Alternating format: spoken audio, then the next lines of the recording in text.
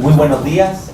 En primer lugar, agradecer obviamente a Karen Poresic del Columbia Global Center, porque hace muchos meses venimos conversando la posibilidad de comenzar a organizar actividades en conjunto en temáticas internacionales que tienen interés directo en Chile, como el conversatorio de hoy sobre Israel y Palestina, territorio, demografía y escenarios políticos. Quiero agradecer también a nuestros panelistas, a Ginon Cohen y a Emilio Davet, quienes son muy destacados en estas materias y con mucho ánimo y entusiasmo vinieron acá a Chile a compartir sus impresiones con nosotros.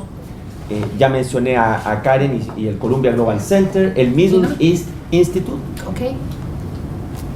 Can you hear Maybe Spanish? slower. Let me get some. It's okay. Afterwards. Y a la comunidad palestina, que también ha apoyado esta actividad y hizo posible la realización de la misma. Nosotros como Centro de Estudios Internacionales siempre hemos buscado promover instancias de debate de alto nivel académico en estas temáticas que tienen interés directo para nuestro país. Ambas comunidades, la palestina y la judía, cumplen un rol relevante en Chile, en el sector privado, en la academia, en el servicio público. También sabemos que los temas que ocurren en la zona nos interesan, muchas veces nos tensionan y los sentimos como propios. La última semana, además, hemos tenido eventos políticos muy relevantes en la materia, que han captado la atención. El anuncio del llamado acuerdo del siglo, anunciado por el presidente Trump, que sin duda nos dejó contento a todas las partes. Esta semana, hace pocos días, se realizó la tercera elección en un año en Israel, y en estas horas se está intentando formar gobierno por parte del primer ministro Netanyahu. Además, próximamente se inicia un juicio, el 17 de marzo, relacionado a eventuales acusaciones de corrupción. Por lo tanto, se plantea desde el punto de vista político cómo se implementaría eventualmente un acuerdo de paz y cómo se llevaría adelante un gobierno en medio de un juicio. La actividad también menciona un elemento esencial, que es la demografía y la discusión que ustedes conocen entre la creación de dos estados versus un estado único. En la elección de septiembre, la segunda, el año pasado, el semanario The Economist menciona un tema muy interesante, que es cómo ha ido creciendo también lo que se llama la lista conjunta, que son listas o bloques de partidos árabe-israelí y que han ido creciendo en su votación en territorios judíos. Cada uno de nuestros invitados hoy día va a tener 25 minutos para su presentación. Yo amistosamente les diré 5 minutos antes que está terminando su tiempo. Y luego daremos, obviamente, inicio a las preguntas del público. Voy a comenzar con Gino Cohen. Quiero presentarlo. Gino, que me esperan un minuto. Es profesor de la escuela del Departamento de Sociología de la Universidad de Columbia y se dedica a los estudios israelí y judíos. Es miembro del Columbia Center for Population Research y del Columbia Institute for Israel and Jewish Studies. Dentro de su área de investigación está la organización social, mercados laborales, temas de desigualdad, discriminación laboral, socioeconómica, étnica, temas de género, relaciones industriales, temas migratorios, entre otros, teniendo una muy destacada actividad académica. Quiero destacar de Emilio, de Ginon, antes de iniciar su presentación, un párrafo de un paper que él nos compartió que se llama Territorio, Demografía y Control Efectivo, un análisis de la política bioespacial de Israel. El profesor, de una manera provocadora, señala, abro comillas, que los sionistas liberales que sostienen en la actualidad la necesidad de realizar concesiones territoriales apoyan la creación de un Estado palestino, principalmente porque buscan minimizar la cantidad de palestinos que viven en territorio israelí. Incluso dentro de ese campo, los derechos básicos de los palestinos y las resoluciones de las Naciones Unidas tienen una importancia secundaria, porque la lógica predominante es bioespacial, garantizar una sólida mayoría judía dentro de un espacio determinado. Es sin lugar a dudas una frase que llama a un debate, a un diálogo, pero vamos a tener 25 minutos al profesor para que pueda plantear sus visiones sobre esta materia. Así que muchas gracias, los dejamos con el profesor Cohen. Muchísimas gracias por asistir. La verdad es que yo no creo que en Nueva York a las 9 de la mañana tuviésemos una charla pública y que todos lleguen a tiempo con el tráfico y todo eso. Así es que la verdad es que les agradezco que hayan venido. Me dijeron que acabo de escuchar que son 25 minutos y no 30, así es que vamos a comenzar. Después de la guerra del 67, Golda Meir le dijo al primer ministro Leviesco y le preguntó: ¿qué vamos a hacer con 1 millón de árabes? Esco pausó y le dijo: a ver, entiendo, quiere la dote, pero no le gusta la novia. Esta anécdota destaca que justamente lo que sucedió después de la guerra del 67, Israel dejó claro que la extensión que se estaba haciendo sobre el territorio, que en este caso ellos querían el dote, pero que los palestinos tendrían que quedarse con la novia. Obviamente ellos rápidamente tuvieron una lógica de estructura para poder tener estos territorios ocupados, que también informaba que las políticas de terreno de Israel estaban en la presencia de las fronteras y obviamente la noción, y quizás esta es la oración que debiésemos recordar, la noción de que existen dos Israel, una democracia virtuosa y el régimen colonial ocupado en el 67. La verdad es que no es lógica, porque la judaización del terreno ha sido el objetivo principal de todos los gobiernos desde que se estableció Israel en el 48. Más aún, y esto también es importante, el despojo de los palestinos en ambos lados de la línea verde ha sido notablemente similar. Así es que en los próximos 25 minutos voy a describir la trayectoria que comienza con una gran confiscación de terreno después de la guerra, que luego se extiende y se duplica en términos de prácticas que originalmente se desarrollaron en el interior de la Ribera Este en el 67. Como ustedes sabrán, durante la guerra del 48, Palestina fue despoblada y cientos de estos pueblos fueron destruidos. La mayoría de sus habitantes fueron expulsados de las fronteras.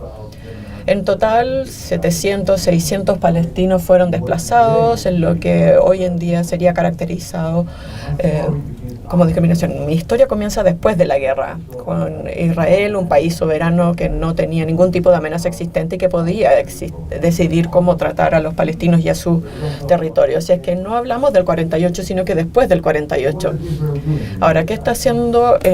¿Qué hizo Israel inmediatamente? Presentó una serie de mecanismos legales para poder seguir confiscando terrenos palestinos. Todos los terrenos calificados como abandonados, y luego los apropiaron rápidamente. También confiscaron gran parte de los territorios de los palestinos que residían en los pueblos que superaron la guerra. La disposición y el asentamiento fue algo que hicieron en Israel. Israel confinó 160.000 palestinos que se mantenían en Israel en sus pueblos y les impuso su ley marcial para facilitar esta confiscación de terrenos. Simultáneamente, en los terrenos palestinos empezaron a expropiar las propiedades palestinas. Ahora, la expropiación después del 48 fue muy rápida. Tan pronto como en el 51 el Estado eficazmente empezó a controlar más o menos el 92% del territorio palestino, hasta un 30 o un 40% en el 48. Como van a ver, después de la estrategia del 67 que se empezaron a implementar y para poder seguir expandiendo Israel con sus nuevas prácticas. Expropiar terreno no garantiza control por sí solo o la reconstrucción de un espacio como judío. Los líderes sionistas siempre entendieron desde los primeros días que tenían que tener también una apropiación civil de los terrenos para poder tener un control eficaz. Israel estableció nuevos pueblos judíos, nuevas comunidades agrícolas judías en el área tomadas por los palestinos.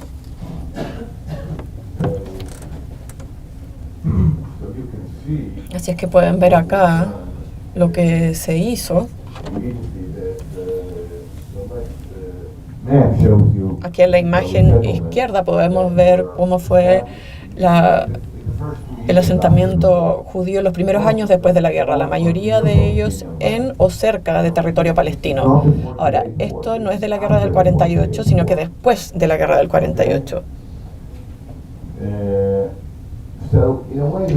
De una forma, entonces, este mapa de asentamiento palestino fue congelado, prohibiendo el establecimiento de nuevos palestinos en los pueblos, confiscando o expropiando sus terrenos, evitando cualquier tipo de construcción fuera de las áreas ya desarrolladas. Luego Israel se entregó a estas comunidades con asentamientos judíos y así Israel creó una geografía de enclave donde la gran mayoría de los ciudadanos israelíes palestinos se han quedado hasta el día de hoy.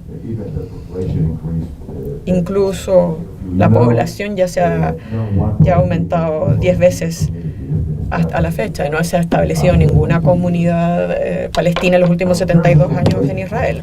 Ahora, en términos de composición de población, en el 51, los refugiados palestinos fueron reemplazados por un número similar de inmigrantes israelíes.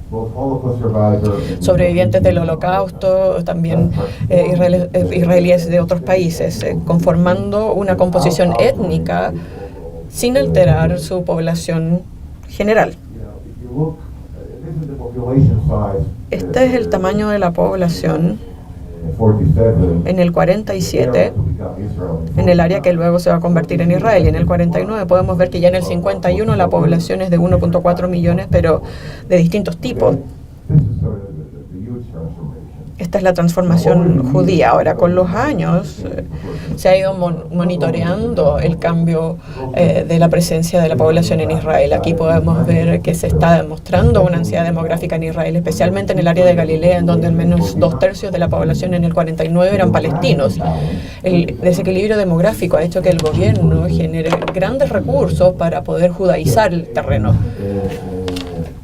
En los 80s, las clases medias y medias altas israelíes fueron incentivadas por el gobierno para que pudiesen vivir en estos pueblos palestinos.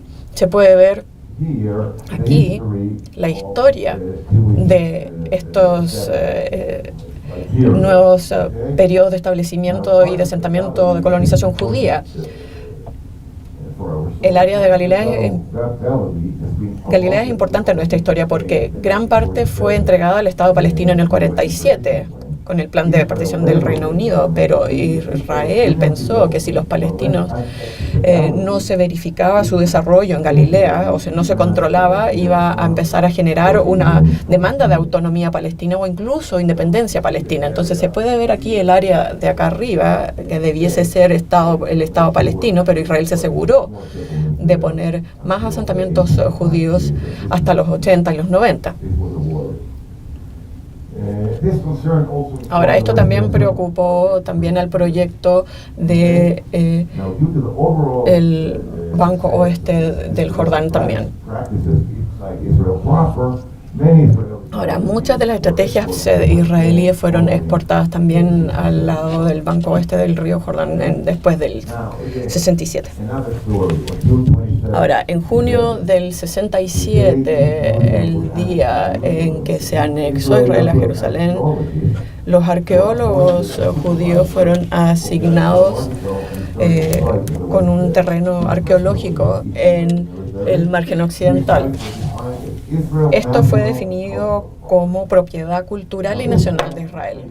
Este hecho, que puede ser relativamente benigno en términos de la ideología de Israel, de que, por ejemplo, el margen occidental es parte bíblico y por lo tanto debiese ser judío e integrarse al Estado, esto malinformó a las políticas israelíes desde el momento en que llegaron a estos territorios. Ahora, esta ideología mesiánica también ganó mayor terreno después del 67, considerando que el margen occidental fuese un corredor defensivo para evitar la invasión del este. Ahora, también esto se vio enfatizado por las ideologías religiosas. En el 67, en el anexo del 67, Israel anexó un área que era 11 veces más grande incluyendo 28 pueblos palestinos adyacentes con una población total de 70.000 personas. Estos palestinos no tuvieron ciudadanía, sino que fueron calificados como residentes solamente, y esto aumentó la fragmentación palestina, ya que no se les daba la ciudadanía, tampoco en el lado del margen occidental en Gaza.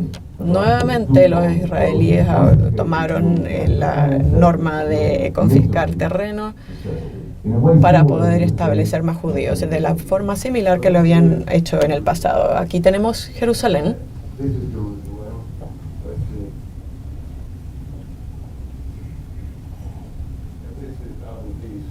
Y esto es Abu Dis, que es la capital propuesta para Palestina, de acuerdo al plan de Trump. Y aquí es donde justamente Netanyahu anunció que va a construir más asentamientos judíos para bloquear el acceso de ellos a Belén. Bueno, claramente estos son barrios que han ido triplicando la población judía.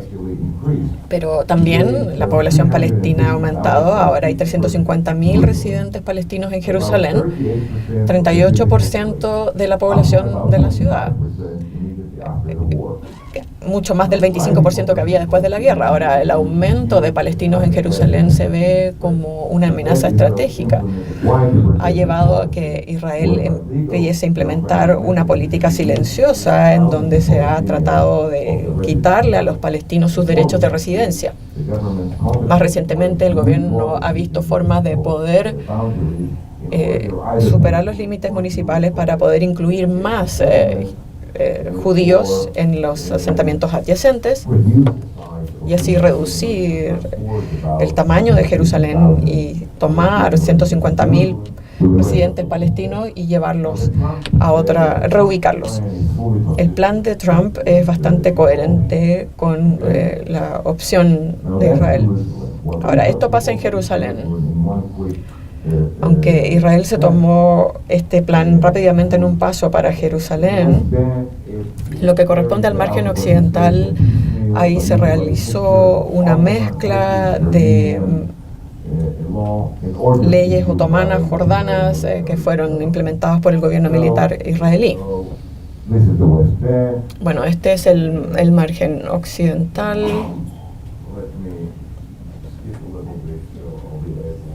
Me voy a...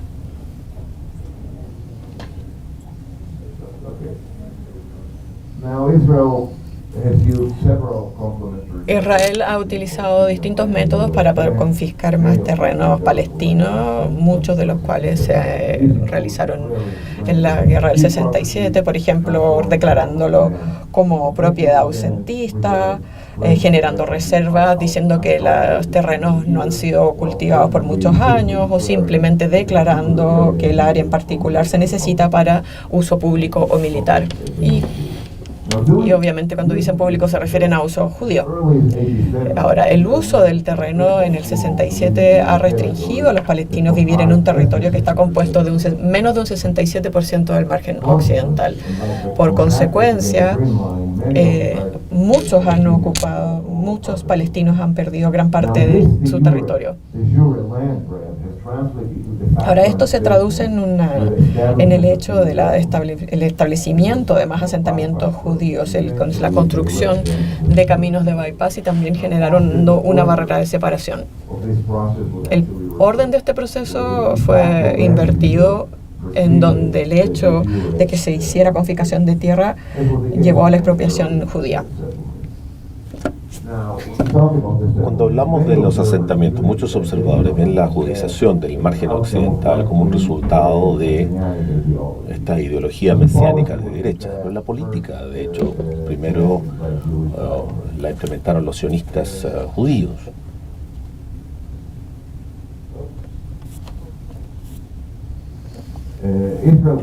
Israel comenzó a estableciendo bases militares en la región inmediatamente después de la guerra y luego gradualmente lo convirtió en asentamientos. Un cuarto de estos asentamientos que existen hoy día se construyeron en la primera década de la ocupación, y si incluimos aquellos que ya estaban planificados, prácticamente un tercio de los asentamientos que existen hoy se iniciaron en el Partido Liberal antes de perder la elección del 77.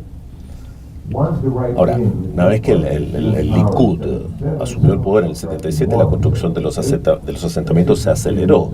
73 se crearon durante este periodo de 7 años, entre el 78 y el 84. El Likud comenzó a judaizar todo el Estado de Israel y evitar el establecimiento del Estado palestino, una opción que parece viable de acuerdo con el Tratado de Paz entre Israel y Egipto. Israel estaba bastante nervioso. Entonces, implementaron otros asentamientos muy cerca de la línea verde en un esfuerzo de atraer judíos no ideologizados en el margen occidental. Hoy día solo una minoría de los colonos son fundamentalistas religiosos. La mayoría sencillamente buscan una casa en el campo, un lugar no muy lejos de los centros urbanos. Ahora, el gobierno israelí les ofreció incentivos económicos a cualquiera que estuviese ubicarse en el margen occidental, no solamente casas, sino que mejores escuelas, programas post-escuela, en fin. Lo interesante es que no ayudó. Independiente de estas políticas, durante las primeras 2 décadas de la ocupación, Israel no pobló el margen occidental con grandes cantidades de judíos. Cuando Israel y Palestina formaron o se reunieron para negociar la paz en el 91 en Madrid, 24 años después de la ocupación y 14 años desde el primer gobierno del Likud, solo había 90.000 colonos en el margen occidental. En Jerusalén había cerca de 200.000. Pero solo 90.000. 25 años después, hoy día, la cantidad de colonos en el margen occidental, sin incluir Jerusalén, ha más que cuadruplicado, a pesar del congelamiento, de la construcción de nuevos asentamientos al que estuvo obligado después del Tratado de Paz. Ha aumentado la cantidad de colonos durante estos años, pero vemos que la migración judía al margen occidental no se ha hecho de acuerdo con la composición del gobierno actual liderado por el Likud o el Partido Laborista. La migración aumenta en los periodos de negociación, cuando hay menos violencia. Ahora, pueden observar aquí, esto sugiere que los procesos de paz, que a Israel le gusta tanto, han generado más asentamientos. Y cuando hay más violencia, se disminuye el desplazamiento. Ahora, este es el mapa de acuerdo al acuerdo de Oslo, que creo que la mayoría conoce, pero básicamente el área está dividida en el área B, A, B y C, con una determinada distribución de poder. Se crean las fronteras en A y B, que eran las que tenían mayor densidad poblacional. Palestina, a la autoridad palestina se le dio más responsabilidad. El C, que es el 60% del territorio, están cerca de un 4% de la población palestina, y de los asentamientos Israel mantiene el control total y la responsabilidad del control. Las áreas A y B se dividieron en 231 clusters distribuidos como una especie de archipiélago por el terreno y separados por corredores estratégicos que facilitan el control israelí. En tanto que el área C se mantiene continua. Pueden ver que el plan de Trump no es nuevo, sigue la lógica de Oslo. Están conectados por puentes, túneles, buses, todo controlado por Israel. Traté de buscar el mapa de Trump, así que fíjense a la derecha y compárenlo con el plan de Oslo y se ven las similitudes. Cuando se ve esto, cuando miran esto a mano izquierda, es Israel, Oslo y Camp David. A mano derecha está el plan de Trump. ¿De dónde sacaron el plan de Trump? Yo lo saqué de un diario, el equivalente al New York Times de Israel. Ese es liberal, que promueve los asentamientos. No es difícil ver que se parecen. Por eso, ambos, el Likud y los laboristas, apoyaron el plan de Trump, en su mayoría. Muy bien. En el contexto del control del terreno y de la judaización, hay que entender que más de 100 puestos son los que se han ido creando en el margen occidental desde el año 2000. Ahora, estos puestos se construyeron con la asistencia del gobierno, autorizado, porque le ha prometido Israel a Estados Unidos no establecer nuevos asentamientos. Ahora, menos de 10.000 judíos, es muy poca la población, muchos de ellos son de segunda o tercera generación, pero lograron garantizar el control eficaz de grandes paños de terreno. Nuevamente, de acuerdo con el plan de Trump, estos van a estar autorizados y legalizados. Ahora,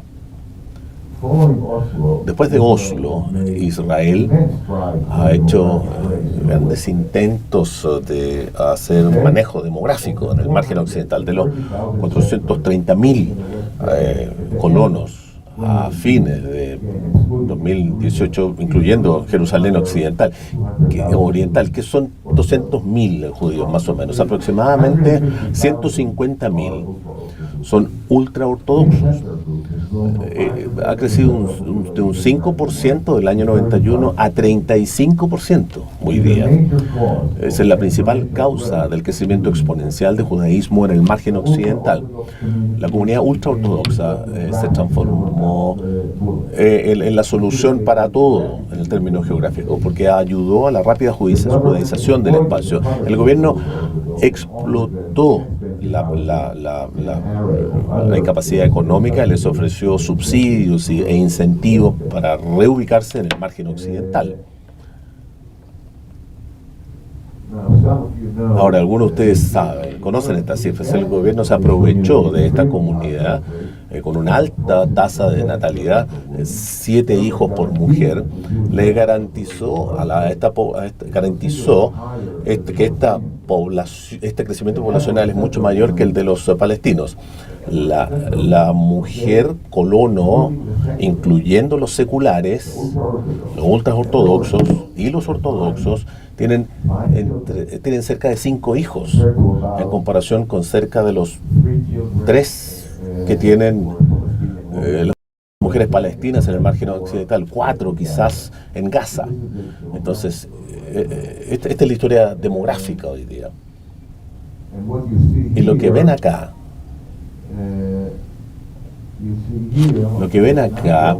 el crecimiento natural, es decir, de la tasa de natalidad, ahora es la principal causa de la proliferación de colonos. Fíjense acá. Esto es el aumento de la población por nacimiento, y esto es por la inmigración. Esta es la segunda intifada, que era más o menos ahí. Básicamente está a la baja. Los israelíes no se están cambiando. Los judíos israelitas no se están desplazando hacia el margen occidental. Pero hay 2.000, 12.600 o 13.000, de acuerdo, por nacimiento. ¿Cómo?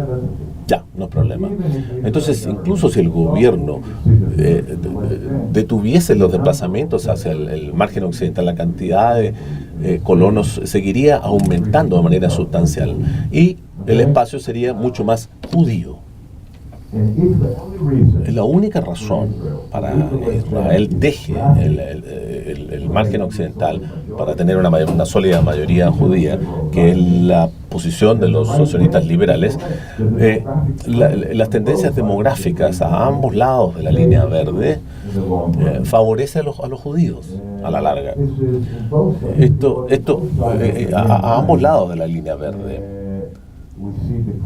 Vemos baja la tasa de fertilidad entre los palestinos y un aumento entre los judíos.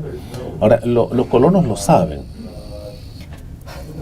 Pero fíjense en la baja de la fertilidad de los árabes y el aumento. Esto es al interior de Israel.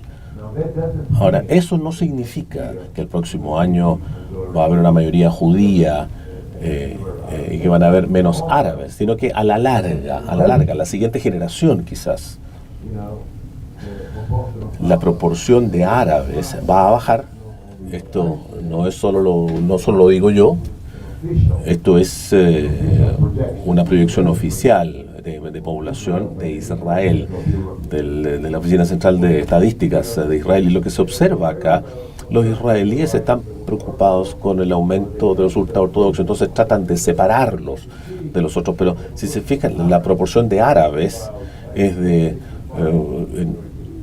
va a bajar por ahí por el año 2065. La proporción de árabes va a bajar más rápido. ¿Cómo lo sé? Lo sé porque los árabes, la conducta es similar a la conducta del resto de las mujeres en el mundo. Se les da educación, están más educadas, se suman a la fuerza laboral y tienen menos bebés. Con los judíos uno no lo puede prevenir, no lo puede predecir. No sé cuál es el promedio en comparación con Chile, pero sin duda en el caso de los judíos el promedio es mayor que el resto del mundo. Esa es la proyección. Quiero terminar 3 minutos más para decir que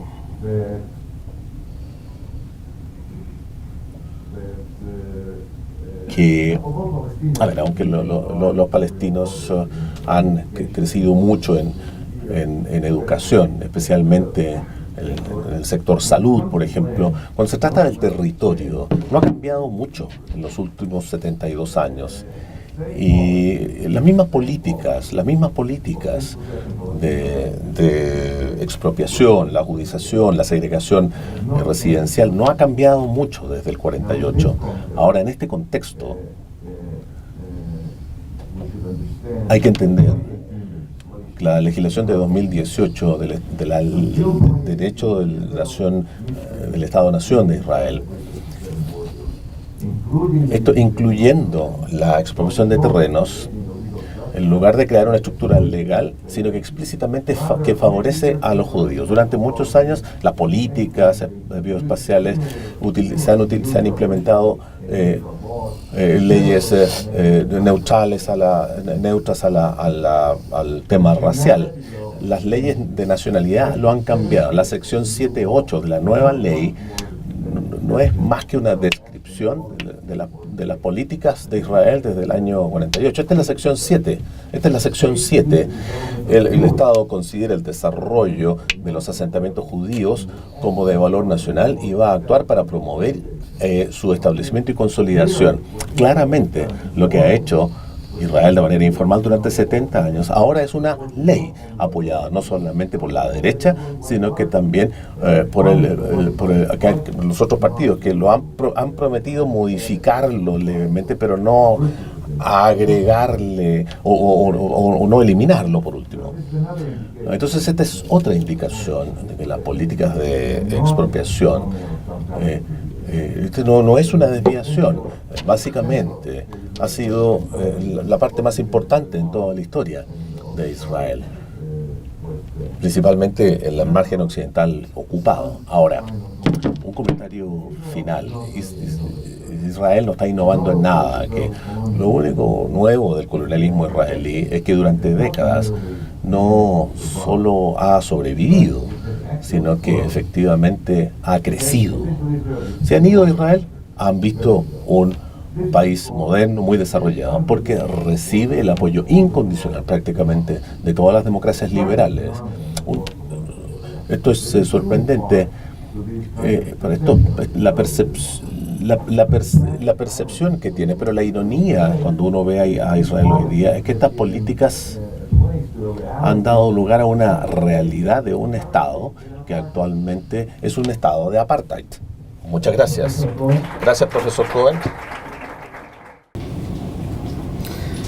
Cuando leí el título del evento, Palestina, Israel territorio, demografía y escenarios políticos, pensé, perfecto, este es un título que permite tener una conversación sobre lo que realmente está sucediendo en Palestina, porque este no es un conflicto religioso como muy a menudo se le presenta. Esto desorienta a la audiencia, que termina muy frecuentemente diciendo: esto no tiene solución, han estado peleando desde tiempos inmemoriales y no hay nada que se pueda hacer al respecto. Ninguna de esas afirmaciones, sin embargo, creo es correcta. Primero, palestinos, árabes y judíos vivieron en relativa armonía por siglos hasta el comienzo de la colonización de Palestina por judíos sionistas europeos en la segunda mitad del siglo XIX.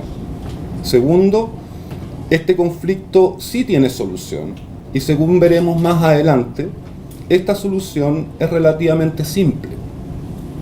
Como sugiere el título del evento también, este es un problema político que involucra fundamentalmente cuestiones de territorio y demografía, y como todo problema político, requiere de una solución política. Esto me lleva a lo que les puede parecer una desviación del tema, pero que a mí me parece fundamental. Y permítanme esta desviación. Si requerimos de una solución política, entonces necesitamos un diálogo. Ahora bien, como le gusta decir a un intelectual chileno, un diálogo, para que realmente se produzca, requiere que se intercambien razones y que los partícipes se comprometan a dejarse persuadir. Yo agregaría a esta frase que lo que se requiere es que los partícipes se comprometan a dejarse persuadir por las mejores razones. Y si de lo que se trata aquí es de un diálogo, entonces debo establecer ciertos parámetros mínimos del diálogo que me gustaría tener. Lo que diré hoy, por tanto, no debería ser interpretado de ninguna manera como la negación del derecho de los judíos a vivir en Palestina.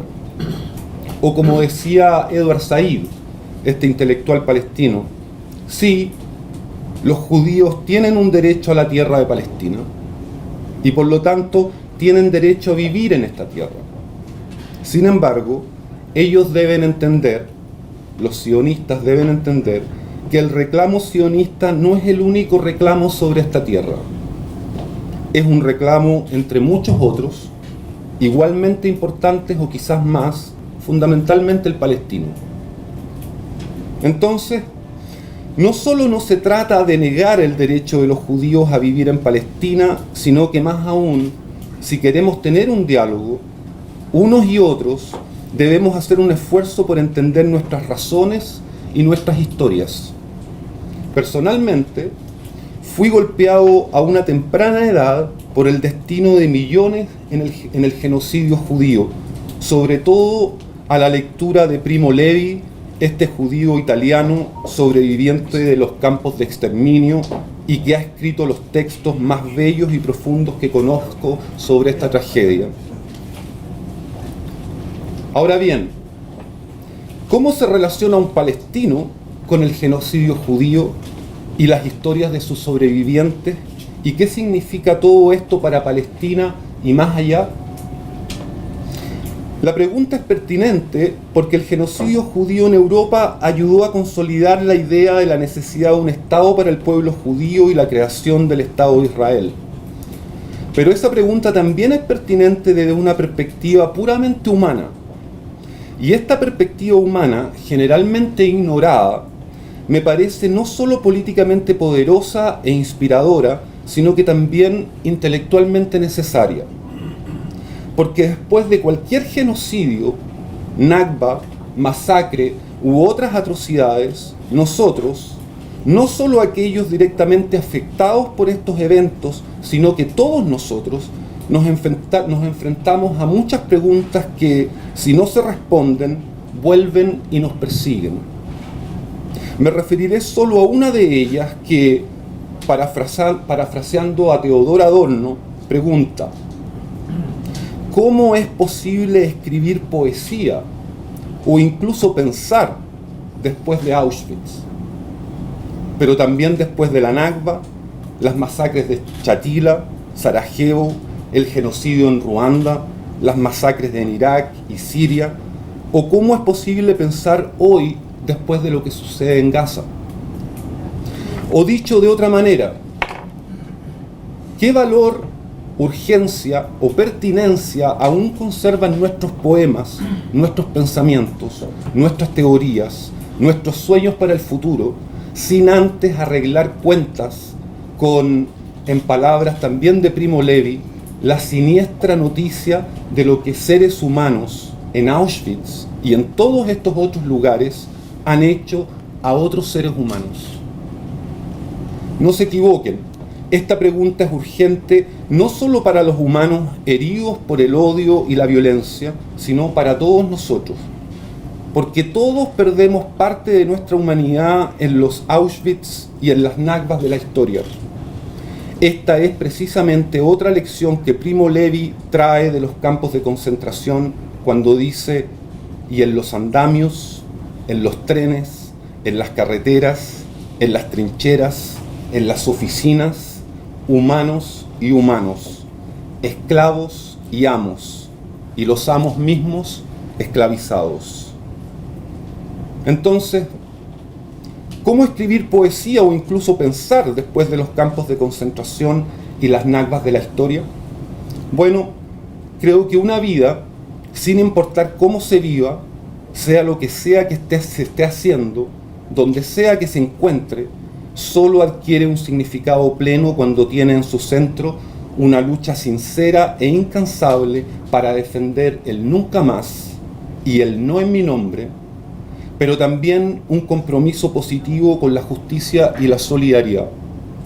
Con esto quiero decir que si escribir poesía, pensar o dialogar tiene alguna urgencia hoy, es para imaginar, soñar, concebir un mundo donde los campos de concentración, las Nakbas o lo que sucede hoy en Palestina y particularmente en Gaza no tenga ya lugar en el mundo. Ahora bien, ¿qué nos impide lograr ese objetivo hoy en Palestina? Para explicarlo, y me perdonarán los descendientes palestinos presentes, recurriré fundamentalmente a las palabras de judíos israelíes y a otros europeos no judíos, y esto no porque sus voces tengan más autoridad que muchas voces de palestinos que han venido diciendo lo mismo, sino que simplemente para acomodar una incapacidad que se observa en los defensores del sionismo y las políticas del Estado de Israel, su incapacidad a prestar credibilidad a la narrativa histórica palestina. Lo primero que diré es que lo que nos impide lograr ese objetivo hoy es la forma e ideología que adoptó el movimiento sionista cuando se decidió implantarse en Palestina, o como lo dice Ilan Pappé, miembro del grupo llamado los Nuevos Historiadores Israelíes, aquellos que en los 80 comenzaron una valiente revisión y crítica de la narrativa histórica del Estado de Israel. Pappé dice, y lo cito, que el sionismo comenzó como un movimiento nacional europeo, pero se convirtió en colonialista una vez que sus líderes decidieron implementar su visión del renacimiento nacional en la tierra de Palestina. Si por colonialismo entendemos la adquisición o conquista total o parcial del territorio y el control político de otro país, ocupándolo con colonos y explotándolo económicamente, bueno, no cabe duda de que el sionismo se convirtió en un movimiento colonialista. Pero más aún, se convirtió también en una ideología supremacista que ha servido para justificar crímenes horribles, la ocupación más larga de la historia contemporánea, la violación sistemática de los derechos más básicos, en resumen, la deshumanización de un pueblo entero. Esa ideología supremacista en que se convirtió el sionismo es expresada en formas diferentes por diferentes líderes. Benny Morris, por ejemplo, otro de los nuevos historiadores israelíes, cita a Chaim Weizmann presidente de la agencia judía a comienzos del siglo XX, diciendo que la población indígena es similar a las rocas de Judea, como obstáculos que debían ser despejados en un camino difícil. O escuchemos a Lord Balfour en 1919, y lo cito: el sionismo, sea correcto o incorrecto, bueno o malo, es de una importancia mucho más profunda que los deseos y prejuicios de los 700.000 árabes que ahora habitan esa antigua tierra.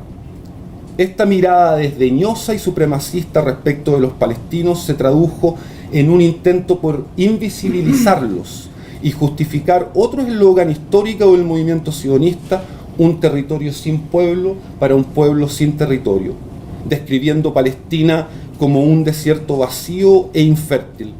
Pero Palestina ya era una nación entonces, con un territorio definido y una vida social, política y cultural rica y activa. Para justificar su conquista, el sionismo optó por invisibilizar esa realidad a través de varias prácticas. Una de ellas es la negación de la existencia palestina como nación. Esta negación se articuló primero institucionalmente en la Declaración Balfour de 1917, que se refería a los palestinos simplemente, y lo cito, como las comunidades no judías existentes en Palestina, cuando en realidad los palestinos representaban una abrumadora mayoría de la población. Luego se convirtió en un lugar común en los discursos israelíes. Las declaraciones de Weizmann, de Golda Meir, de que los palestinos no existen, son solo algunos ejemplos de esto. Las negociaciones de paz a principios de la década de los 90 también se enmarcaron en esos términos. Los palestinos solo pudieron asistir a las negociaciones como parte de una delegación jordana. Una ironía absurda a este respecto: algunos líderes israelíes que afirman que los palestinos no existen también han dicho, sin sentir contradicción alguna, que los palestinos presionaron a Hitler para matar judíos. Otra forma de invisibilizar a los palestinos es la negación por parte de Israel de la presencia palestina en la tierra. La política de judaización y desarabización de Palestina han sido llevadas a cabo de maneras distintas desde la creación del Estado de Israel, destruyendo cientos de pueblos y aldeas palestinos, construyendo sobre ellos o cubriendo los restos con bosques, renombrando regiones enteras, pueblos, calles, cerros, valles, usando la arqueología para resaltar la historia judía en la tierra, ignorando las pruebas del asentamiento inmemorial de otro pueblo, o incluso la risible pretensión de que el hummus o el falafel son platos israelíes, son solo algunos ejemplos de esto. Otra de las formas que la invisibilización de los palestinos ha tomado es la negación de su capacidad para producir una narrativa histórica confiable. A pesar de la existencia de una sólida historiografía palestina que informa sobre hechos omitidos por la historia oficial israelí y que establece la responsabilidad de Israel en las condiciones de despojo y expulsión de los palestinos, estos hechos solo se han tenido en cuenta seriamente una vez que los nuevos historiadores israelíes los habían hecho suyos a fines de los años 80.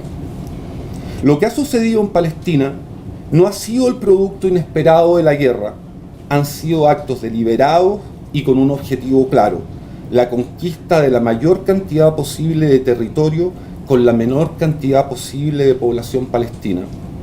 El resultado fue la Nakba, desastre en árabe, en 1948, la masiva desposesión y expulsión de los palestinos de sus tierras y luego la ocupación de Cisjordania y la Franja de Gaza en 1967, nuevos desplazamientos forzados de palestinos, su reducción hoy a bantustanes aislados y completamente controlados por el ejército israelí, su diaria humillación en checkpoints, la destrucción de sus casas y la detención indefinida de hombres, mujeres y niños en las cárceles de Israel.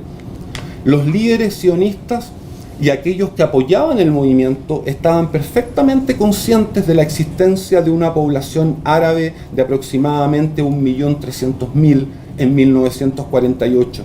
Sabían lo que tendrían que hacer para crear su propio Estado en los términos en que el sionismo lo estipulaba, lo planearon y lo han estado ejecutando hasta el día de hoy. A este respecto, Ilan Pappé cita a Ben Gurión, el primer ministro de Israel, diciendo: yo apoyo la transferencia obligatoria, léase la expulsión de la población palestina, no veo nada inmoral en ello. Cierro la citación. Pero Ze'ev Jabotinsky, quizás el más prominente de los sionistas revisionistas e inspirador del Likud, partido del actual primer ministro Netanyahu, lo había dicho mucho antes, lo cito: no podemos dar ninguna compensación por Palestina, ni a los palestinos ni a otros árabes. Por lo tanto, un acuerdo voluntario es inconcebible. Toda colonización, dice Jabotinsky, debe ser llevada a cabo desafiando la voluntad de la población nativa y puede continuar y desarrollarse solo bajo un muro de hierro que la población local nunca podrá atravesar. Esta es nuestra política árabe. Formularlo de otra manera sería hipocresía. Jabotinsky continúa: el sionismo es una aventura de colonización y por lo tanto se apoya o cae en la cuestión del ejército. Así, la expulsión de más de la mitad del 1.300.000 palestinos se materializó en 1948 y sería sin retorno. Esto último, a pesar de que una de las condiciones para la admisión de Israel a las Naciones Unidas fue precisamente que el nuevo Estado cumpliera con la resolución 194 del Consejo de Seguridad, declarando el derecho de los refugiados palestinos a volver a sus tierras o a ser compensados. Sin embargo, los planes sionistas eran muy distintos. En 1949, Yigael Yadin, uno de los miembros fundadores de la Haganah, escribe a Moshe Charret y le dice: cito, debido a la propagación de enfermedades entre los refugiados palestinos, propongo que declaremos una cuarentena en todas las áreas conquistadas. Así podremos oponernos con más fuerza a la demanda del regreso de los palestinos refugiados y a la infiltración de palestinos de regreso en las aldeas abandonadas, además de nuestra oposición al retorno comprensible en el terreno militar y político.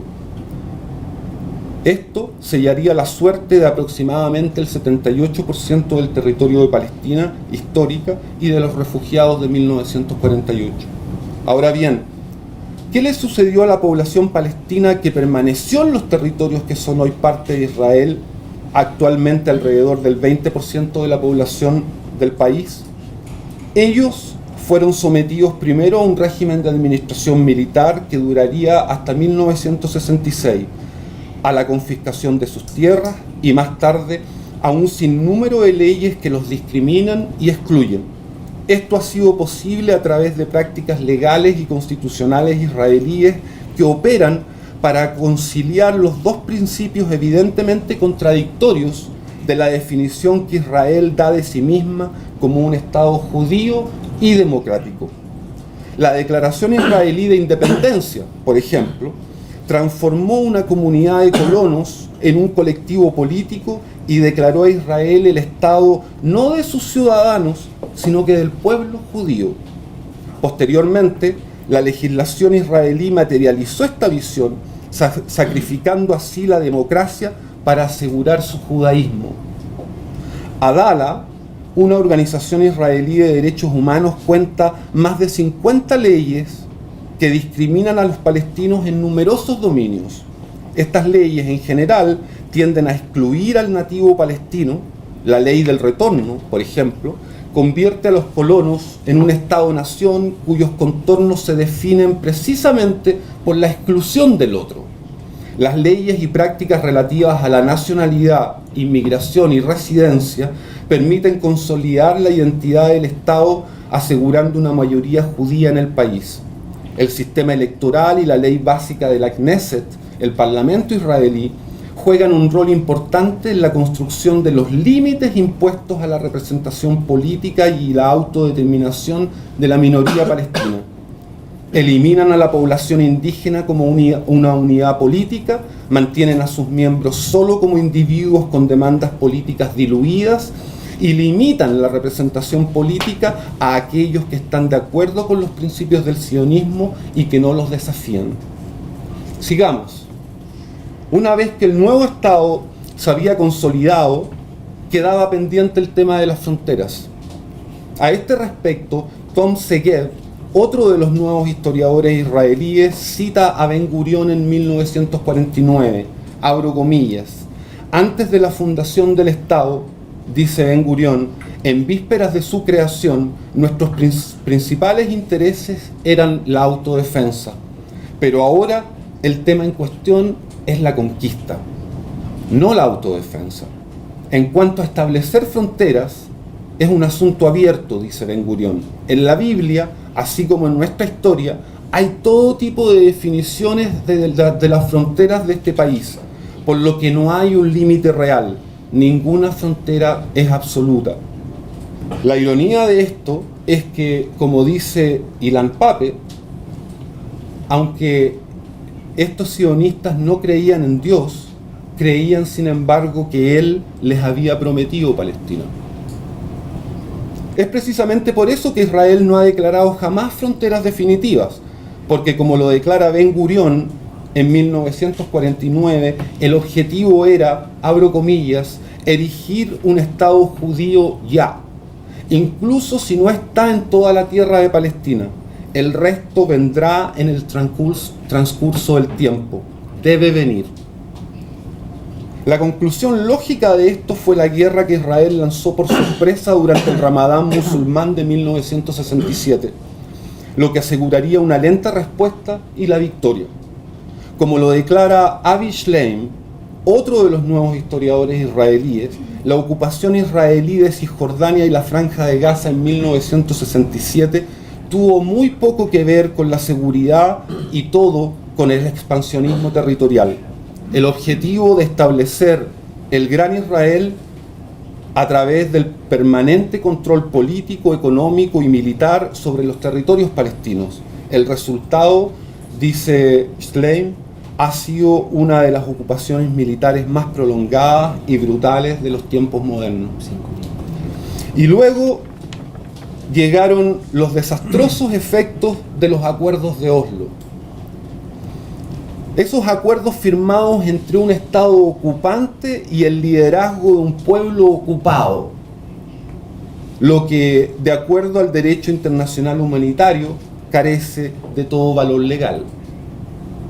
Algunos pensaron que esos acuerdos resultarían en un Estado palestino independiente. Como ya lo sabemos, después de casi 27 años de Oslo y negociaciones intermitentes, un Estado palestino independiente parece más lejano que nunca. Y es que, nuevamente, las intenciones de los gobiernos israelíes eran muy diferentes.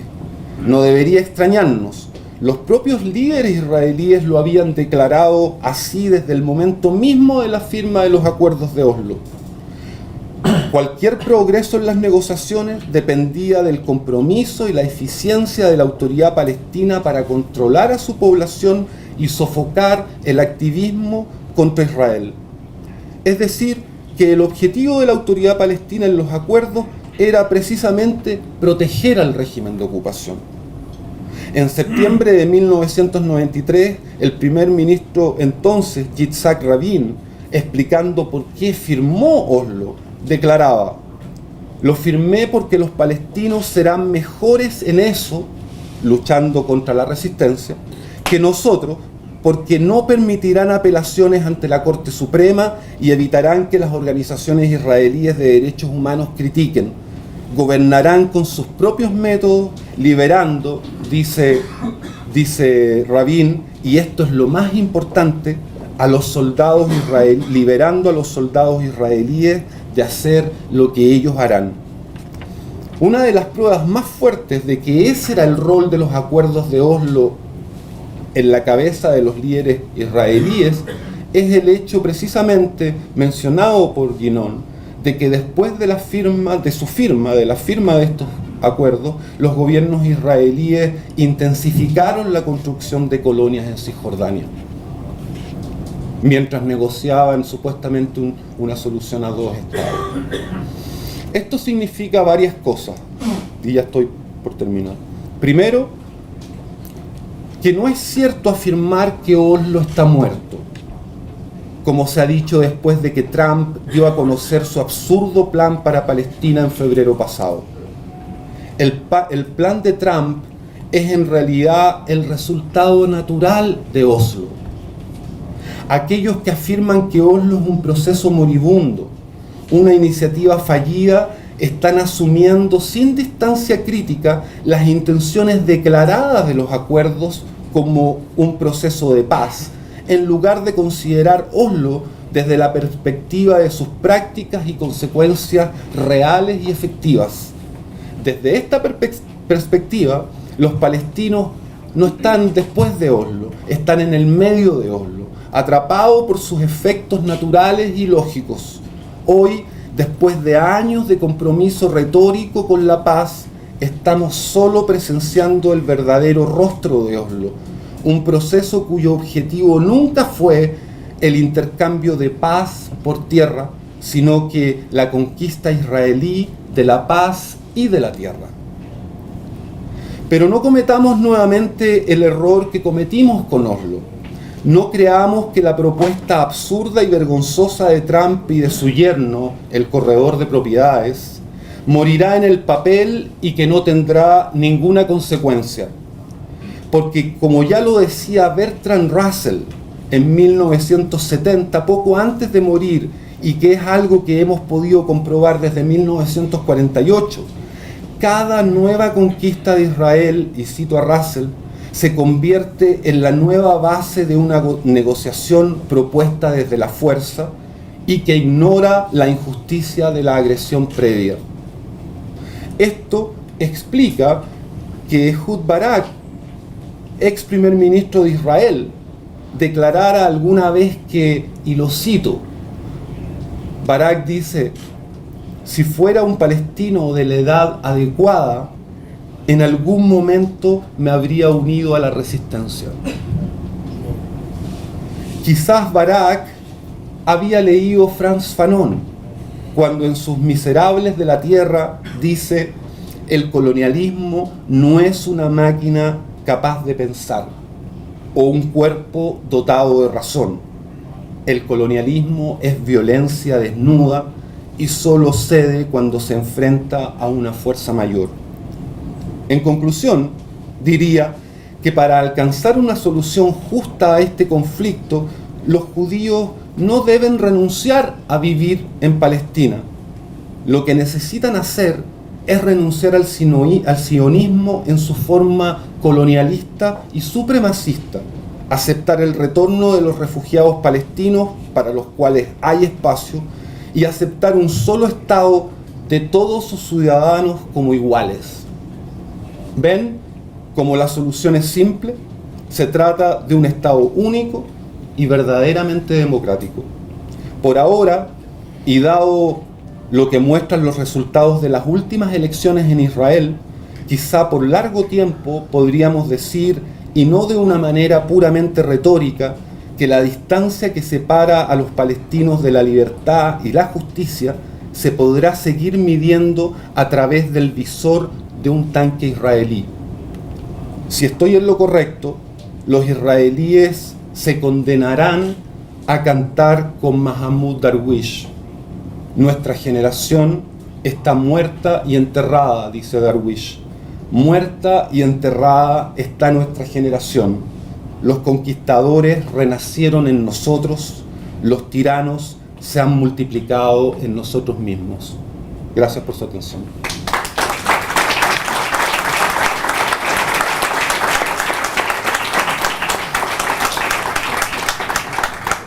Muchas gracias al profesor Davé. Vamos a iniciar las preguntas. Yo voy a comenzar con una que la mencionaron ambos panelistas, que es muy contingente, que es, y que es de interés de la audiencia. ¿Qué es la situación política hoy día a partir del tercer intento de formar gobierno en Israel? ¿Cómo ven el escenario político? ¿Cómo ven estas fuerzas que vienen también creciendo electoralmente, el llamado lista conjunta? Si nos pueden compartir tanto el profesor Cohen como Emilio el análisis de lo que está ocurriendo hoy día a nivel político con la elección que se realizó hace 2 días acá en Israel. You've seen the election result. Not much has changed. I mean, it's, you know, the extreme right wing is 2/3 of the Jews. The regular right wing is 1/3 of the Jews, and the Arabs are, 15 seats out of 120.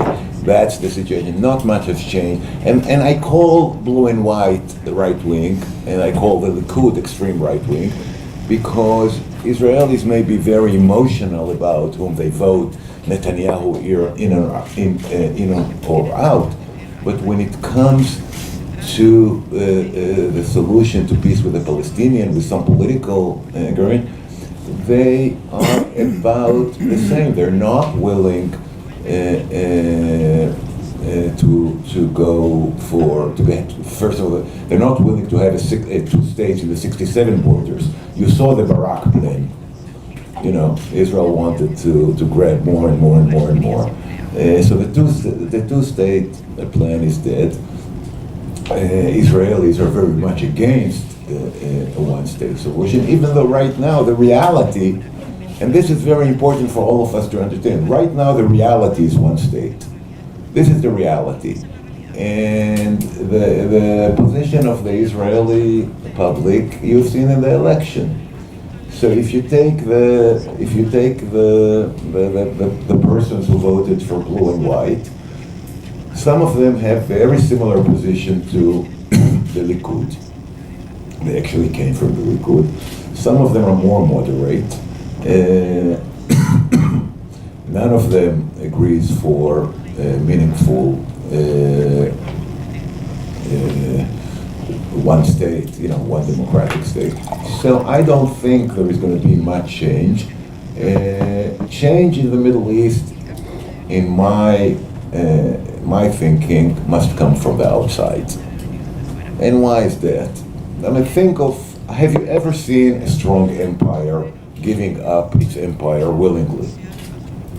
Why should, the Jews think, we're so strong, we're one of the 3 military forces in the Middle East. The other 2 forces, Iran and Turkey, are not Arab. The Arabs in disarray. The Palestinians are as weak as they have ever been, okay, with a division between Hamas and the...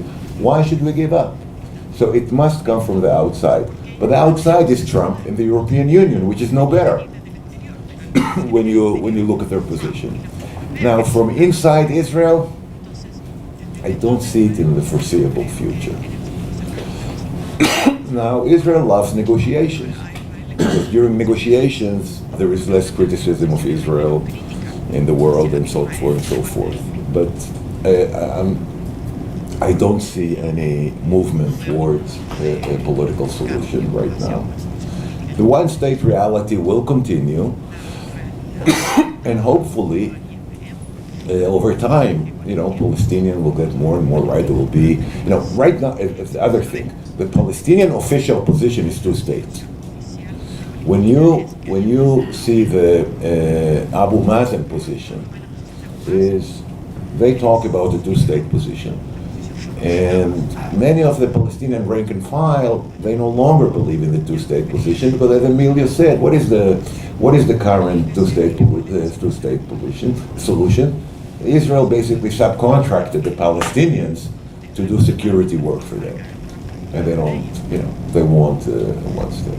So no, I'm not hopeful, and the elections will change nothing with respect to the Israeli-Palestinian solution.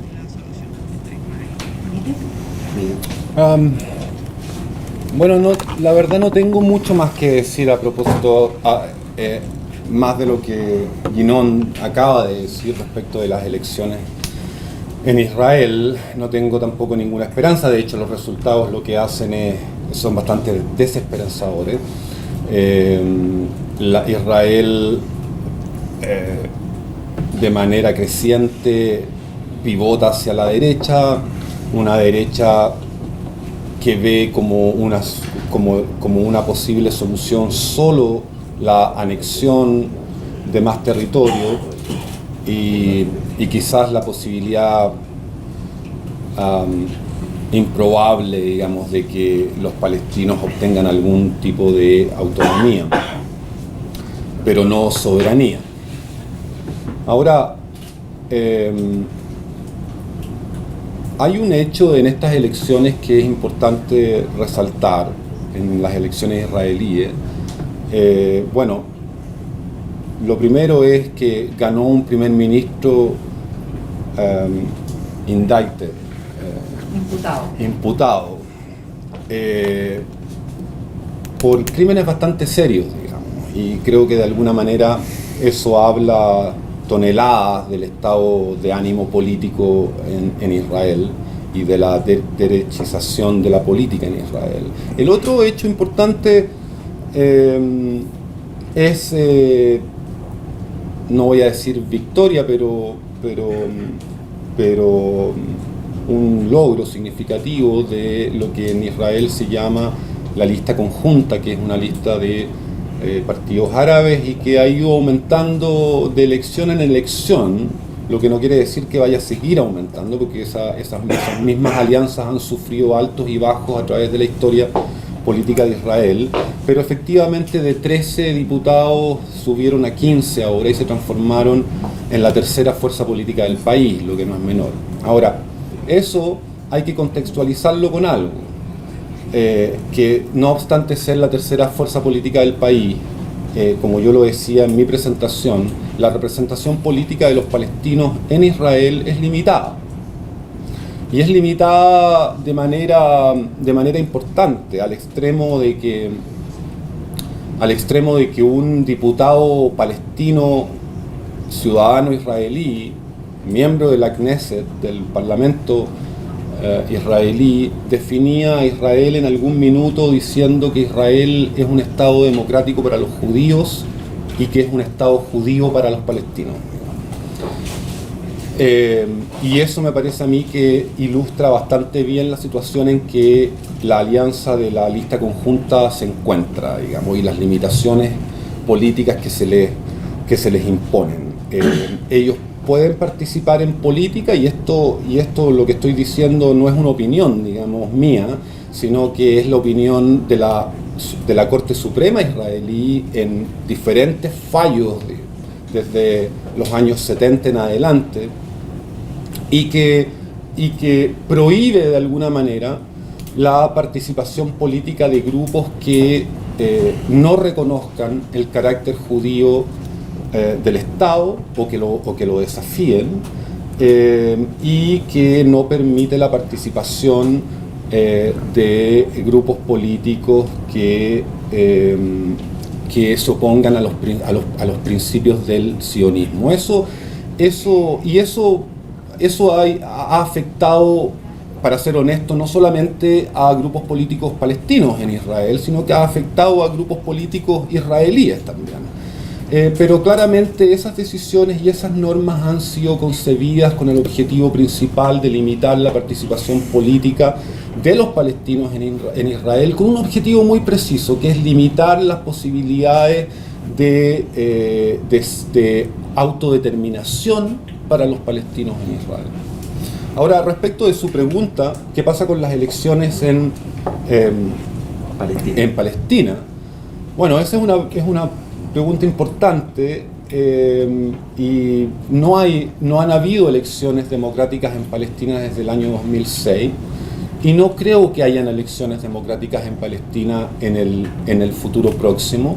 Ahora, permítanme decirles que por supuesto que eso se debe a cuestiones que son en parte responsabilidad del liderazgo palestino, ninguna duda, pero esas responsabilidades no se entienden o se distorsionan si uno no las analiza al mismo tiempo en el contexto de ocupación y de colonización de los territorios palestinos, porque hubo elecciones democráticas en Palestina.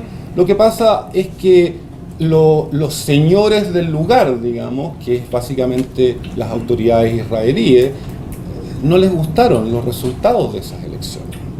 A Estados Unidos no le gustaron los resultados de esas elecciones. A Europa no le gustaron los resultados de esas elecciones.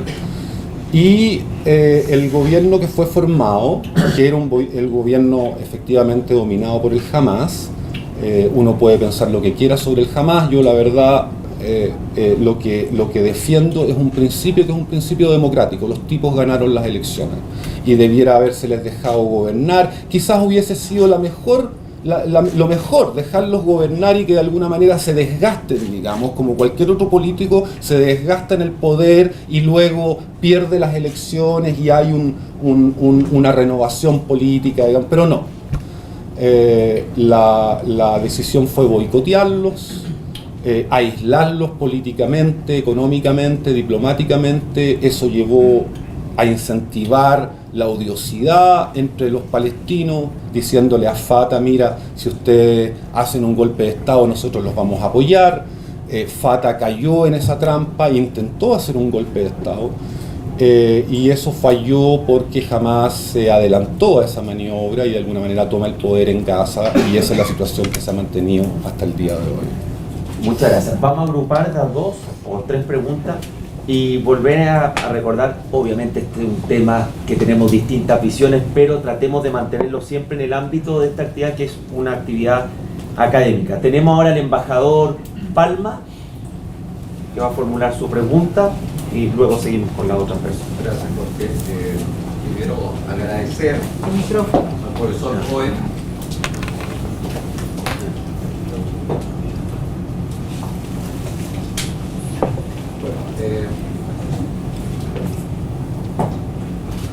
agradecer al profesor Cohen su presentación, un buen relato histórico de la ocupación israelí de los territorios palestinos, y me gustó mucho también lo que acaba de decir sobre el resultado de las elecciones en Israel. En cuanto al profesor Devet, hay una cosa que él mencionó: diálogo, intercambio de razones. Diálogo, han tenido muchos diálogos. Podemos empezar con el Plan Rogers, Conferencia de Madrid, Oslo, después viene Camp David con Clinton, después viene Annapolis con Bush, después viene una iniciativa de Baker y termina con otra iniciativa, otra posibilidad, pero los 4. O sea, instancias han habido miles. Yo creo que el problema es un problema de voluntad política, como se dice, de un país que domina, que tiene toda la fuerza contra que es el ocupado, que luego hace muy difícil. Entonces yo podría escuchar su opinión. Pero lo más que me interesa es la pregunta para los dos es: ¿qué va a pasar con, ya está electo, que va a formar el gobierno Netanyahu, y con lo que ha prometido en su campaña política de expandir su posición en West Bank y, por supuesto, apoyado con el plan del siglo del señor Trump? Eso es lo que a mí me preocupa mucho. ¿Qué va a pasar en Palestina y Israel con estas nuevas iniciativas que están a bordo? Muchas gracias. Gracias, embajador. Profesor Miguel Clos. Muchas gracias por lo de profesor, no lo soy, pero... Era, por lo menos. Mira, escuchando la conversación... muchas gracias. Escuchando esta presentación, habiendo venido a eso del conversatorio, que era lo que yo tenía cierta esperanza, y como le dije a Jorge cuando recién llegué, vine acá a escuchar cuál es la solución al problema. Después de escuchar esta conversación, llegué a la triste conclusión de que hay 2 tipos de problemas en este mundo: los problemas que uno puede resolver y los problemas con los cuales uno tiene que aprender a vivir. Después de escuchar esto, me temo yo, contra todo lo que yo quisiera, de que esto pertenece a la segunda categoría, de que en el mundo los problemas en general no parecen resolverse por conversación, sino porque una parte vence a la otra y se impone Segunda Guerra Mundial y tantos otros problemas en el mundo, o donde se cansan las partes y llegan a alguna conclusión así intermedia. Vamos a la pregunta. La pregunta es: ¿dónde está la solución? Porque no la he escuchado hoy día. Vamos a responder estas dos y vamos a la segunda ronda de preguntas. So both of you asked what's going to. So both of you asked what's going to happen. Netanyahu is going to form a government. We need a solution, etc. What's going to be in the future? Now, I hardly know what happened in the past, and you ask me, what's going to happen in the future. I can't say.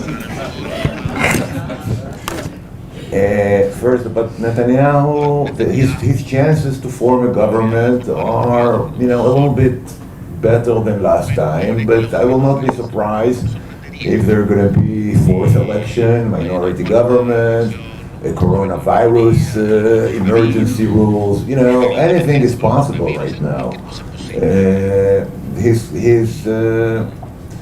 His court, his trial is going to take years. So, I don't see him going to jail so fast. So we don't know what's going to happen. Now, Professor, your second question about there is no solution, you have to live with it, you have to manage with it. Interestingly, that's the position of, how would I say, the soft right wing in Israel.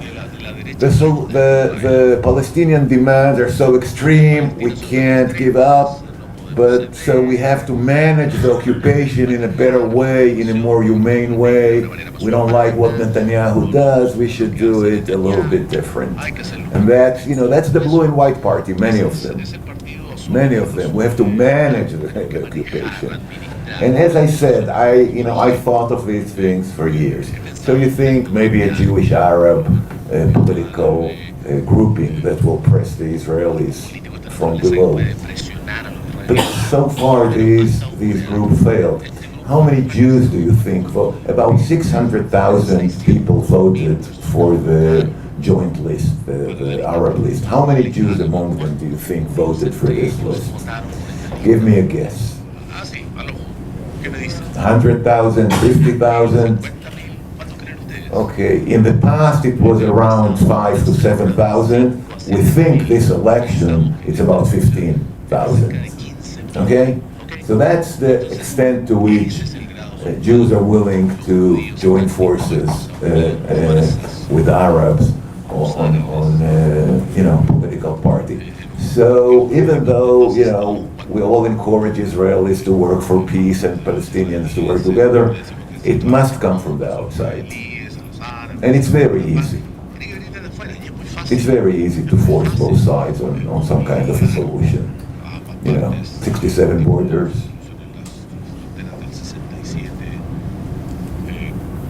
But it was never done. Yo me refería a una posibilidad de solución. Es una posibilidad perfectamente pensable, digamos. De alguna manera, si somos coherentes con los principios que en general decimos apoyar, bueno, la solución es simple, la solución es de un Estado democrático. Ahora, que haya gente que no quiera aceptar eso, bueno, sí, por supuesto, pero no es cierto que no exista una solución. Entonces, lo que tenemos que hacer es o convencer a esa gente o derrotarlos políticamente. Porque el señor Palma decía, bueno, instancias de diálogo, y para eso requerimos diálogo, pero él decía, bueno, instancias de diálogo hemos tenido. Efectivamente hemos tenido muchas. Y tenemos que seguir insistiendo en eso, señor Palma.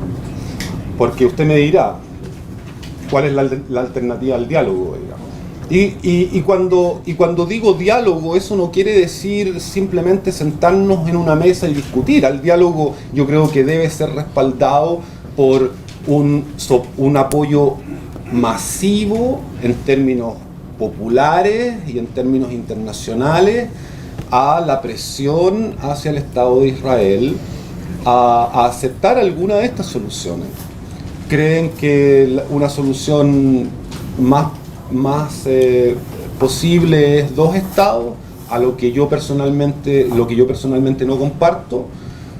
Bueno, sentémonos y conversemos de esa solución a dos estados, pero a dos verdaderos estados, no a lo que Trump está ofreciendo hoy día, digamos, que es efectivamente, como Ginón lo decía, no es más que un copy-paste de las iniciativas israelíes en el pasado, digamos. No hay nada nuevo.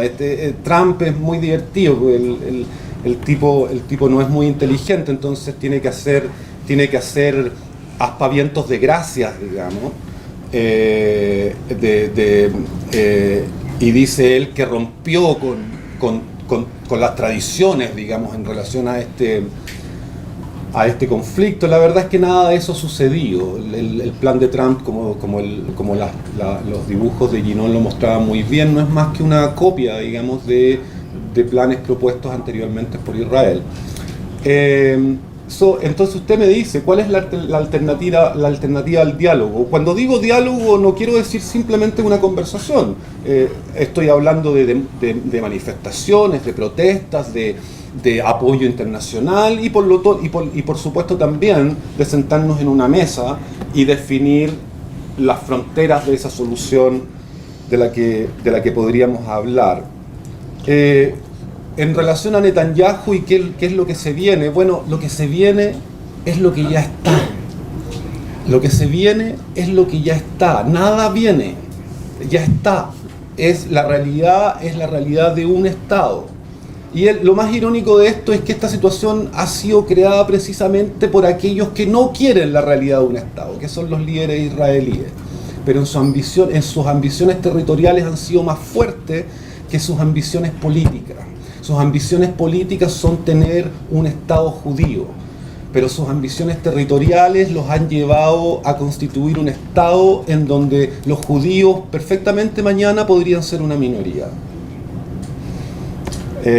Por lo tanto, nada se viene. Lo que se viene ya está. Es anexando territorios, la realidad de un Estado. Gracias, Mina. Continuamos con el embajador Haddad y luego Karen Poñasí. Muchas gracias. En primer lugar, felicitarte al placer.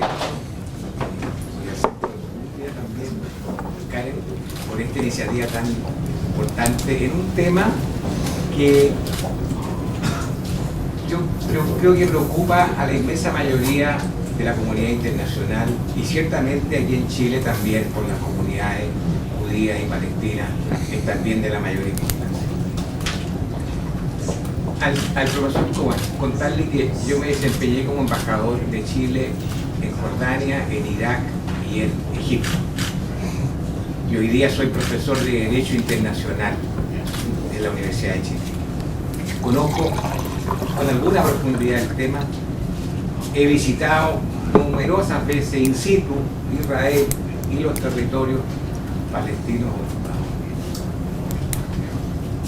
Tengo una preocupación que se la quiero formular a usted. Observando, y así también lo entiende la comunidad internacional, porque están los informes de la Comisión de Derechos Humanos de Naciones Unidas en Ginebra, en que el gobierno de Israel es sistemáticamente acusado de violar los derechos humanos del pueblo palestino. Los checkpoints, la construcción de asentamientos que, como bien sabemos, contravienen las convenciones de Ginebra de 1949. ¿Y cuál es la preocupación? ¿Cómo es posible? Porque yo conversé con muchos ciudadanos israelitas en la época que fui embajador. Y ellos entendían de que tenía que haber una solución, que no es posible que un Estado pueda sobrevivir dominando a un pueblo. Es lo que hemos denominado la limpieza étnica,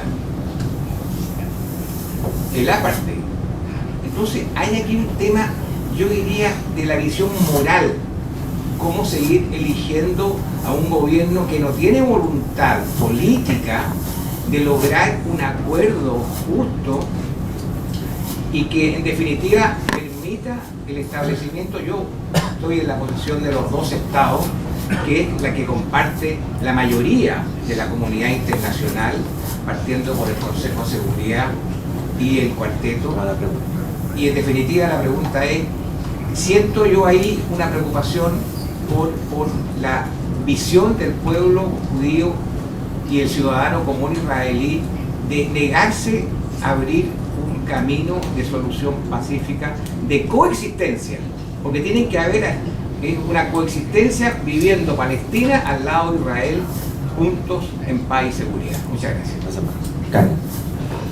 Sí, gracias. Mi pregunta tiene que ver con lo que planteó Ginón y con lo que hemos visto, que lo mostró con respecto a las tasas de natalidad, este crecimiento acelerado de la población ultra religiosa, ultra ortodoxa, que bueno, para mí es preocupante en relación al mundo secular. En un par de generaciones, en un posible Estado único como el que plantea Emilio, claramente los ultrarreligiosos van a tener la mayoría, o una mayoría en relación a los judíos seculares y eventualmente a los palestinos. Y es preocupante porque ya hemos visto cómo tienen capturado al Estado israelí, en el sentido de que exigen para formar gobierno que los incluyan y que les den ministerios claves para que puedan imponer sus visiones teocráticas al Estado de Israel. Entonces, ¿qué hacer? Bueno, no hay mucho que hacer, digamos, pero ¿cómo se vislumbra demográficamente ese problema? Mr. Ambassador, you're absolutely right about human rights violation and impossible behavior by Israel. And the Israeli citizens views it as everybody's anti-Semitic and they're all against the Jews. And look what they did in the Second World War and they do it again now. It's all, a huge ideological machine that, the United Nations is against us. I grew in Haifa, and I remember United Nations Boulevard, which was one of the beautiful. They changed the name. In 1970, when the United Nations came with an anti-Israeli. So the Israelis are, the Israeli public is less impressed. And that's unfortunate. Now, why are they unimpressed, and why the government unimpressed? I go back to my initial position. When you are a very strong military, economic, and political power, when you have the support not only of the United States, but of Europe, of Russia, and of other countries, you're not going to give away territories and say, let's wait, who knows? And when you ask the right wing, the extreme right wing, what do you think will be the future? They say, who knows, maybe the Palestinians would leave. They go to Chile, No, seriously. You have to listen to these extreme right wing. They have a perspective not of 5,000 years, but of 100 years from now. And they have maintained the occupation for 50 years, and Israel is only 72 years old, and it can easily go on for 40 years. Now, don't underestimate Zionism. I'm answering the question about the ultra-Orthodox. Zionists encountered all sorts of problems during its existence, and it handled them. So the ultra-Orthodox are rising, we'll put them in the West Bank, we'll make huge use of them. They don't serve in the military, we don't need them in the military, but some people want them in the military, so we'll do as if they serve in the military. They don't work. It's not a big deal for the Israeli economy. We're talking about 2-3 percentage points. And if they will grow to this kind of numbers, we'll make sure that they'll behave like the ultra-Orthodox community of Brooklyn. They work, and they function. And so I don't think, I'm not worried. Also there is another thing. When you calculate the demography of the ultra-Orthodox, let me,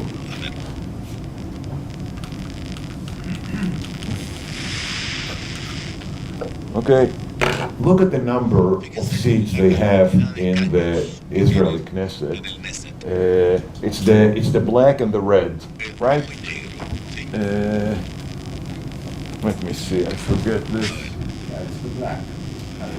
Yeah, the ultra-Orthodox are the red and the black.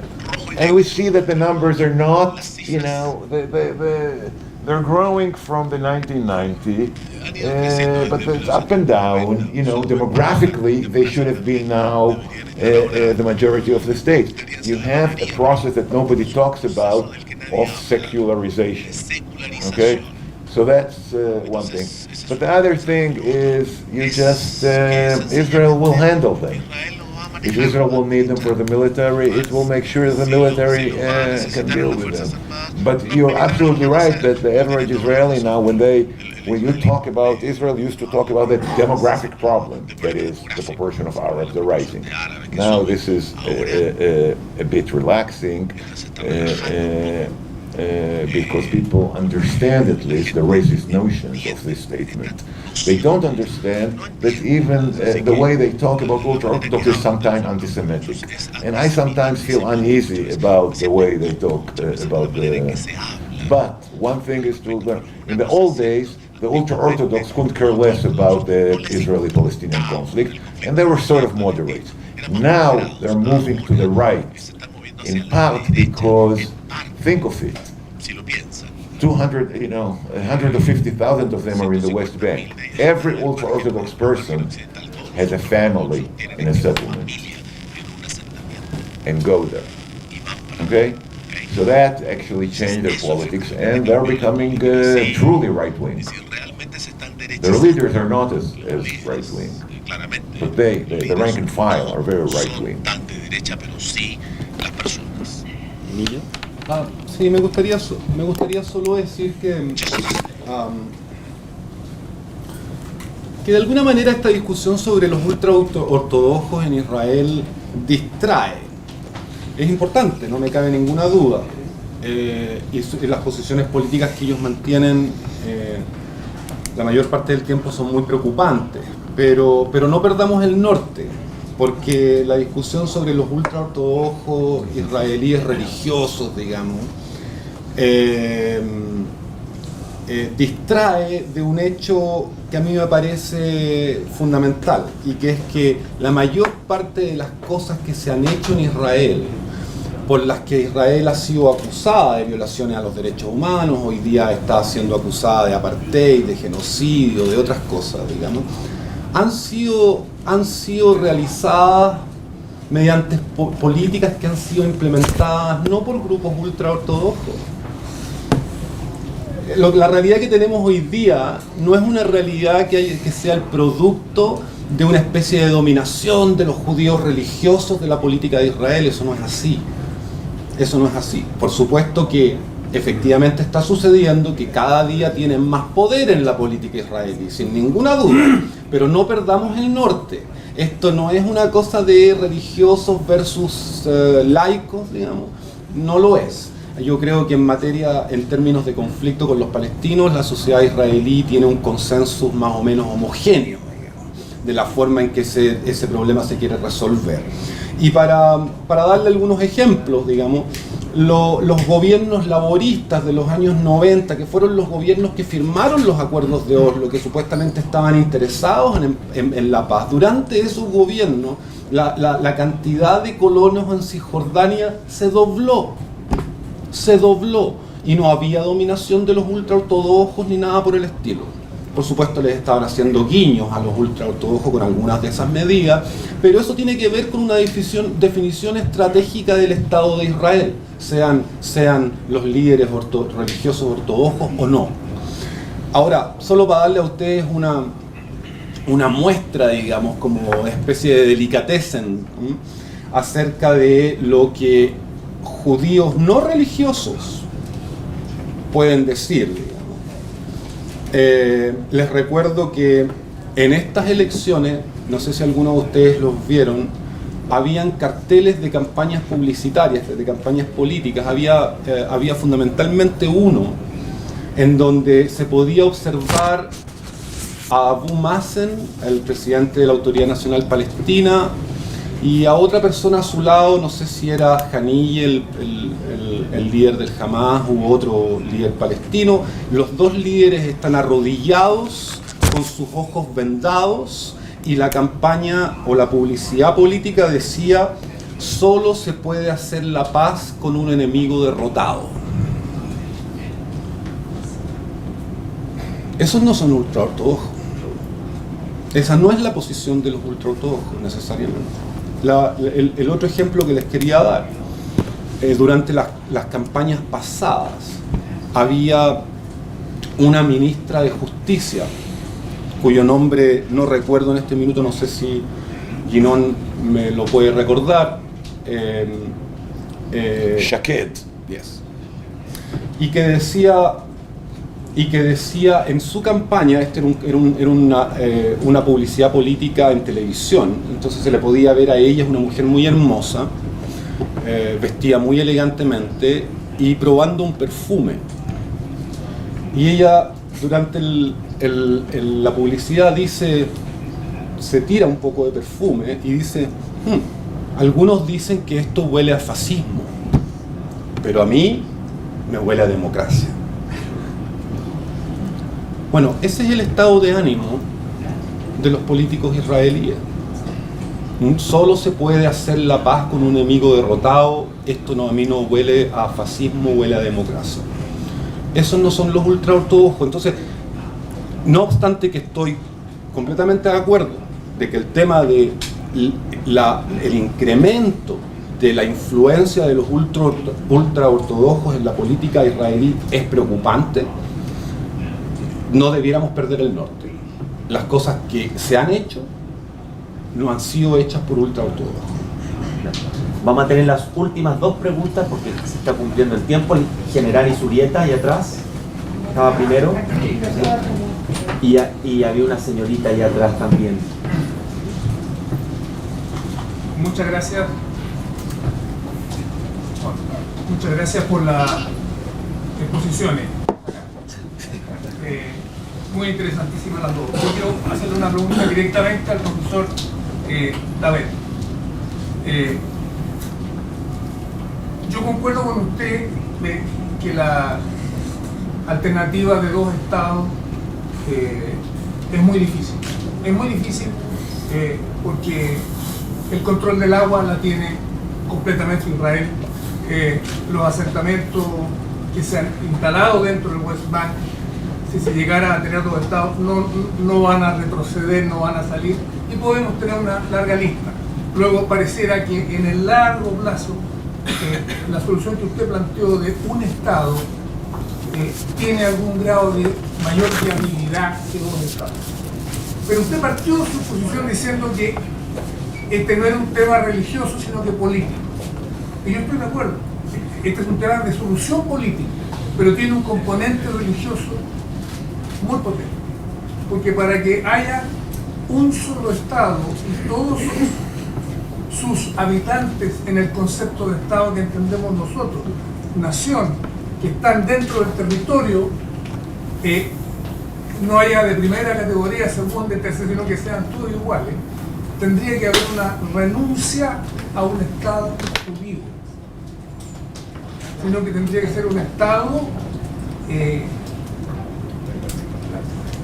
que no tenga la concepción de Estado judío. Yo no estoy diciendo que sea un Estado religioso el que hoy día no es un gobierno de esas características, pero ¿usted cree viable en el mediano plazo de que Israel renuncie a ser un Estado judío y sea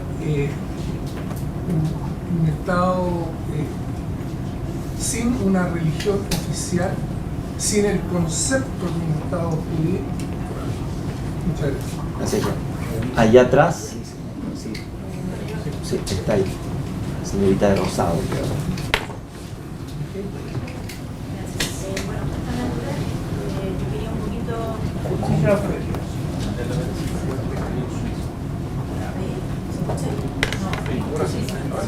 Justamente me pregunté un poco a lo que se acaba de hacer, si se puede hacer dos en uno. Yo creo que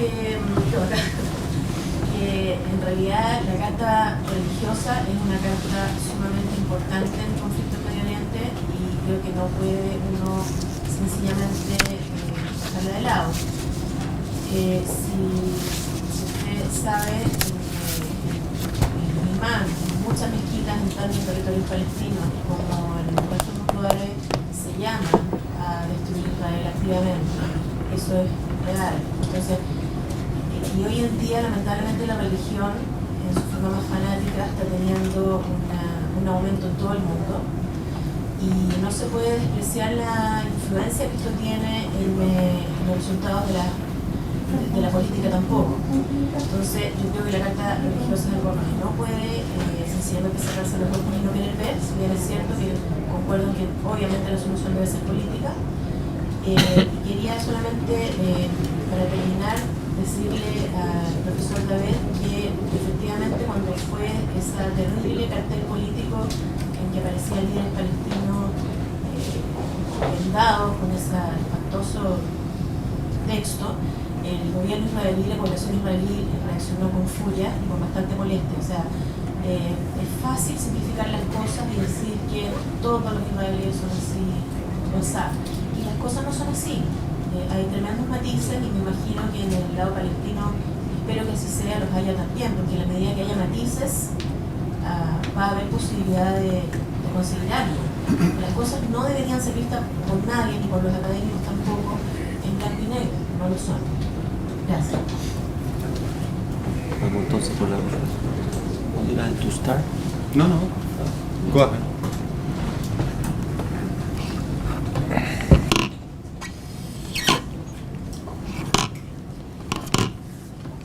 So to the last question, yes, I mean the Israeli public is not the same, and you're absolutely right that many of the blue and white party were unhappy with this kind of portrayal of Hamas and Abu Mazen. I will take this opportunity to say that, you know, if we want to reach a solution, one thing that must happen is some reconciliation between Hamas and the Fatah and the Palestinian Authority. Right now, you know, the division is terrible, and Netanyahu is very good at widening this division between Hamas and the Palestinian Authority, working with Qatar and also Netanyahu is thinking of it. His plan was separating Gaza from the West Bank. That's the other thing.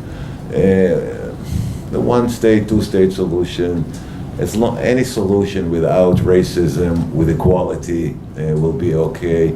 What's in the 10 years ago, the two-state solution seems to be viable, now less so, but not because of geography, because of politics. Okay? That's important to understand. Because of, no Israeli government can now remove 600 settlers.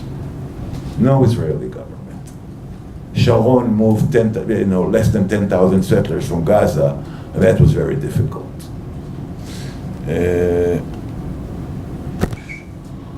One thing about the Jewish democratic state that all the Israel likes to portray itself as a Jewish democratic state. I must quote one Arab Knesset member who said, yes, of course, Israel is a Jewish democratic state. It's democratic for the Jews, and it's Jewish for us, the Arabs.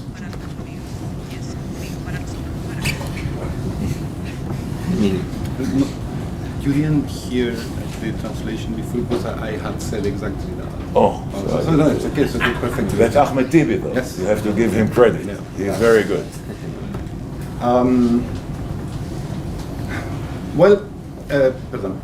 Qué bueno que Ginón trajo esto a colación, digamos, respecto de la unidad de los palestinos. No va a haber paz, no va a haber solución si eso no sucede. Y el problema que tenemos es que Israel trabaja incansablemente para mantener esa división. Y por supuesto, como les decía recién, como no todo puede ser achacado a Israel, y no debería, digamos, porque yo creo que el liderazgo palestino debe asumir las responsabilidades políticas que tiene. Debo decir también que que si bien Israel hace todo lo que puede para mantener la división, la gente de Fatah ha estado por muchos años haciendo todo lo que puede para mantener esa división también, porque sienten que están en mejores condiciones, sobre todo económicamente, que en un pacto de unidad con el Hamas. Pero de nuevo, volvemos al mismo tema, digamos. Es que estas responsabilidades del liderazgo político palestino, que sin ninguna duda existen, no son entendibles si no se tratan de analizar en un contexto mayor, que es un contexto de ocupación y colonización. ¿Por qué? Porque si Fatah se siente cómodo hoy día en la división, es porque el dinero les está lloviendo a chorros de todos lados. O estaba sucediendo eso porque Trump efectivamente cambió algunos de esos parámetros y cerró un poco la llave, digamos. Pero era claro que el liderazgo palestino había caído en esa trampa, en la trampa de tratar de enriquecerse en vez de buscar soluciones para su pueblo. Pero como les digo, eso no se puede entender si no se trata de analizar en un contexto más amplio. Respecto de la influencia de la religión,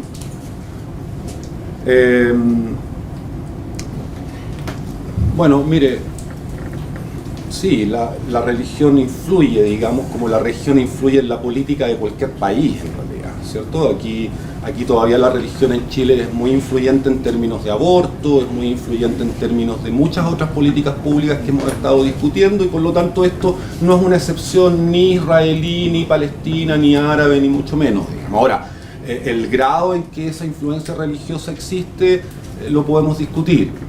Pero el conflicto no es religioso, eso era lo que yo quería decir. No quise decir que la religión no tuviera cabida en este tema. Lo que estoy diciendo es no distraernos, el conflicto no es religioso, es un conflicto político y por lo tanto requiere una solución política.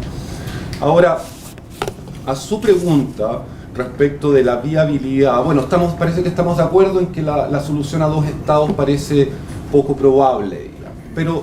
Pero ¿saben qué? Que quiero agregar algo a lo que Ginón dijo recién respecto de esto, y es que no es solo poco probable porque para Israel, efectivamente, para cualquier gobierno israelí sería una especie de suicidio político, digamos, tratar de desplazar los 500 o 600 mil colonos judíos que hoy existen en Cisjordania. Pero yo creo que ese no es el tema más importante, o por lo menos las razones por las que yo apoyo el Estado único y no la solución a los dos estados no tiene que ver tanto con razones prácticas que uno debiera atender, digamos, si es que quiere que la solución que propone sea realista, digamos. Pero la verdad es que propongo la solución a un Estado porque creo que la solución a dos estados, de la manera en que ha sido negociada cuando las negociaciones estaban en curso, supone la creación o la consolidación de un Estado, de un verdadero Estado, que es el Estado de Israel, que es un Estado soberano, con todas las características propias, digamos, de la soberanía en el concepto moderno de soberanía, y una especie de autonomía de casi Estado o de no Estado, como yo lo he caracterizado algunas veces, de no Estado palestino, digamos, sin control sobre sus bordes, sin control sobre los recursos naturales, sin control sobre el espacio aéreo, sin siquiera control, y esto ha sido así en las negociaciones, sin siquiera control respecto de la definición de quiénes son sus potenciales ciudadanos.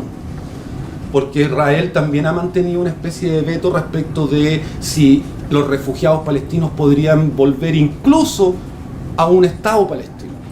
Entonces, el Estado que estamos negociando, en mi opinión, el Estado palestino que se ha estado negociando no es más que una imagen, digamos, que trata de esconder lo que va a suceder, y es que ese no Estado palestino no va a hacer más que reproducir la condición de injusticia, la condición de falta de libertad y la condición de falta de soberanía. Por lo tanto, el tema de oponerme a la solución a dos estados no tiene que ver con que si es posible o no posible, sino que tiene que ver con que si es justo o no es justo. Porque no va a haber solución si la solución no es justa. Y por lo tanto, creo que lo más cercano a una solución justa es un Estado democrático. Y usted decía, bueno, es que yo creo que es muy difícil que los israelíes renuncien al carácter judío del Estado. Yo no le voy a responder esa pregunta, pero yo creo que usted tiene razón, es muy difícil que eso suceda, pero tampoco tengo la respuesta, digamos. Lo que sí me gustaría decir es que corresponde a los judíos decidir lo que quieren hacer, porque el carácter judío del Estado de Israel significa el sacrificio de la democracia. Ustedes, quizás los israelíes lo pueden negar, digamos, pero eso no va a cambiar el hecho de que la definición del Estado de Israel como un Estado judío sacrifica la democracia. Some final thoughts?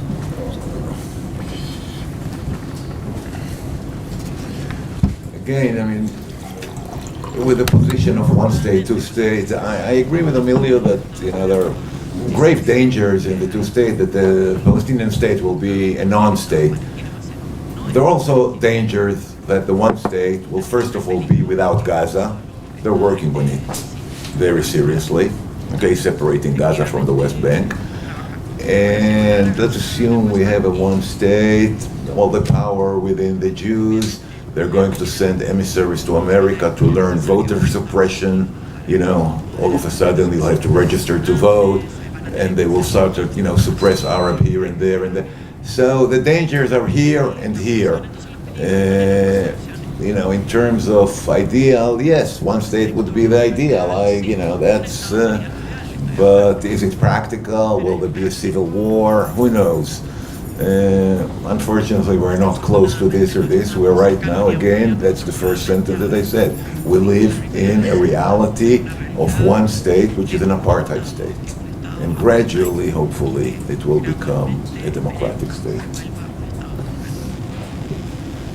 Bueno, siendo las 11:15, queremos agradecer que hayan permanecido acá. Este es un tema que a todos nos interesa, nos apasiona.